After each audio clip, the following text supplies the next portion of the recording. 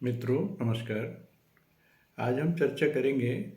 अ, अंग्रेजी के दो शब्द हैं, एक रिस्पॉन्ड करना और एक रिएक्ट करना। यानी एक किसी चीज़ का समुचित प्रत्युत्तर देना और एक प्रतिक्रिया में तत्काल कुछ ऐसा करना जिसे रिएक्शन कहते हैं। तो व्यवहार में हम देखते हैं कुछ लोग बड़ी जल्दी प्रतिक्रिया दे देते हैं। जैसे आप किसी से कोई बात करें तो वो पूरी बात आपकी सुनेंगे भी नहीं और पहले से प्रिज्यूम कर लेंगे, अपने से अंदाज लगा लेंगे कि आप यही कहने वाले हैं। आपकी बात शुरू होगी, शायद एक सेंटेंस या आधा सेंटेंस ही होगा और इसी में वो उत्तर दे देंगे।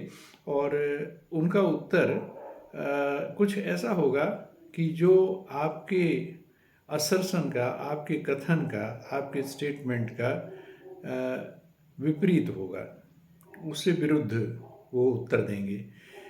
यानी कुछ ऐसा होगा, या तो वो आप कह सकते हैं कभी कभी ऐसा होता है कि लगता है कि वो आपको स्नब कर रहे हैं, चुप कर देना चाहते हैं, या वे इस विषय में यह मान लेते हैं कि उनको ज़्यादा सही ज्ञान है और वो तत्काल उसका उत्तर दे देते हैं। एक सामान्य से उदाहरण से आप इसको समझ सकते हैं।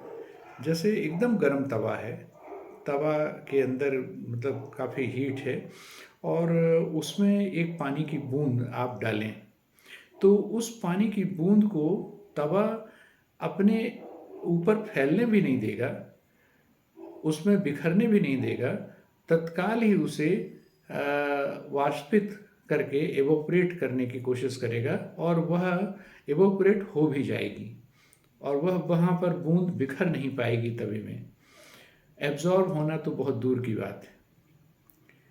होता क्या है कि जब आपने कोई बात कही और सामने वाले व्यक्ति ने यदि उसे सुन लिया, अच्छी तरह से सुन लिया, तो इस बात की गुंजाइश बनेगी कि वह उसने उसके अर्थ को ग्रहण किया और उसके भाव को ग्रहण किया और अब वह उस पर मनन पूर्वक जो उत्तर देगा वह उत्तर कहलाएगा उसको रिस्पॉन्ड करना।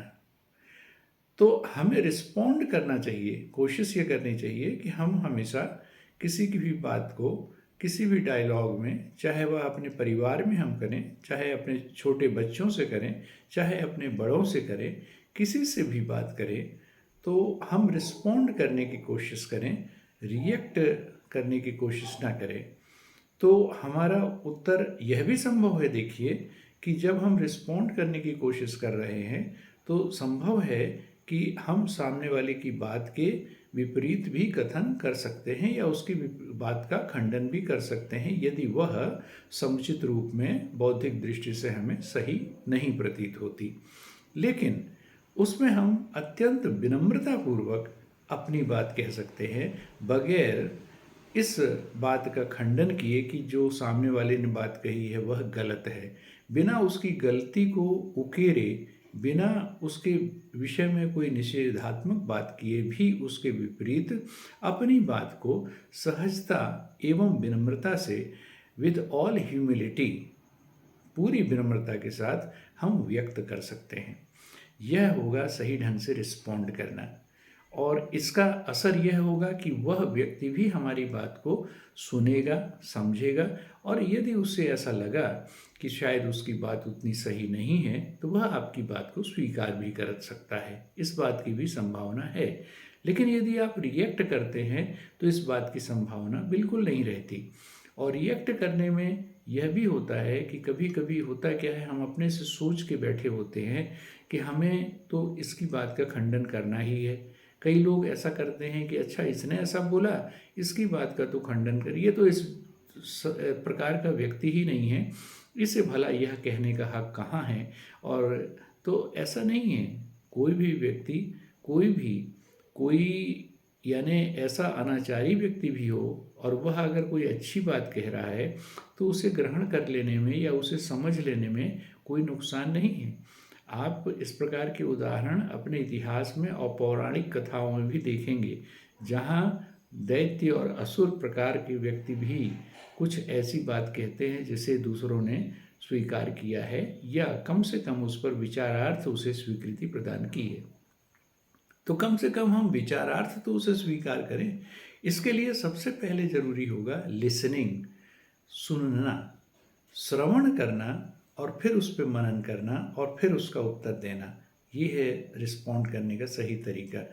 तो सबसे पहले हम सुनना सीखें। सुनने के लिए हमें बहुत ज़्यादा धैर्य की आवश्यकता है, बहुत ज़्यादा धैर्य और सकारात्मक प्रवृत्ति की आवश्यकता है।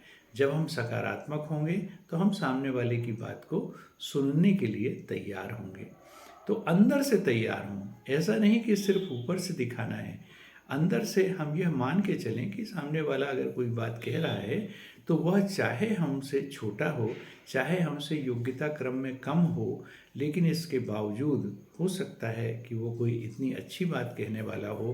कभी कभी छोटे छोटे बच्चों के मुंह से ऐसी बातें निकल आती हैं सूत्र रूप में कि बहुत ही आनंद देती हैं। तो उसकी बात को आप सुने, श्रवण करें, धैर्यपूर्वक श्रवण करें। यह बहुत ही आवश्यक है और तभी आप सही ढंग से उस पर मनन कर पाएंगे और किसी निर्णय पर पहुंचने की यदि स्थिति बनती है तो आप उस पर पहुंच सकेंगे। वरना आपका रिएक्शन आपको किसी निर्णय पर सही रूप में पहुंचने में हमेशा बाधा उत्पन्न करेगा।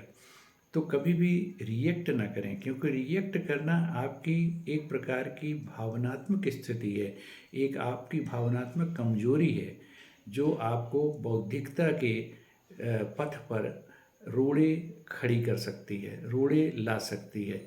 और बौद्धिकता के पथ पर चलने के लिए ज़रूरी है कि हम सामने वाले की अंतस चेतना तक प्रवेश करने की क्षमता रखें। ना सिर्फ उसके वाक्य, बल्कि वह ऐसा क्यों कह रहा है इसे भी सुनने और समझने का प्रयास करें। जो व्यक्ति कह रहा है, स्टेटमेंट दे रहा है, उसका मात्र वह स्टेटमेंट हमारे कानों तक पहुँचे और हम उसका श्रवण करें, इससे भी ज़्यादा आवश्यक है कि आप इस श्रवण को और एक्सटेंड करते हुए और विस्तृत करते हुए यहाँ तक दूरगामी बनाएं कि वह ऐसा क्यों कह रहा है, उसके अंदर की भाव क्या है। हो सकता है शब्दों की सीमा के कारण वह अपने भावों को अच्छे से व्यक्त न कर पा रहा हो, तो आपकी उसके जो अंतर्निहित भाव हैं उन्हें भी आप किसी हद तक ग्रहण कर सकते हैं यदि आप में सुनने की क्षमता श्रेष्ठ किस्म की है। यह क्षमता हमें विकसित करनी चाहिए। बोलने से भी अधिक सुनने की और मनन करने की क्षमता विकसित करना ही एक अच्छे विचारक को और एक अच्छे संवादकर्ता को जन्म दे सकता है। यही आज की मेरी वार्ता का उद्देश्य था। इतनी सी ही बात करनी थी और आप इसे उपदेश ना समझें, मैं भी इसे फॉलो करने की कोशिश करता हूँ। आप भी करके देखें, आनंद आएगा वार्ता में, विचार क्रम में और किसी विचार तक पहुँचने में। जो आपका डायलेक्टिकल डेवलपमेंट ऑफ थॉट है, जो द्वंद्वात्मक ढंग से विचारों की प्रगति होती है, उसमें भी आपको सहारा मिलेगा और आप किसी निर्णायक विचार तक पहुँचने में हमेशा सफल हो सकेंगे। और इन्हीं बातों के साथ नमस्कार।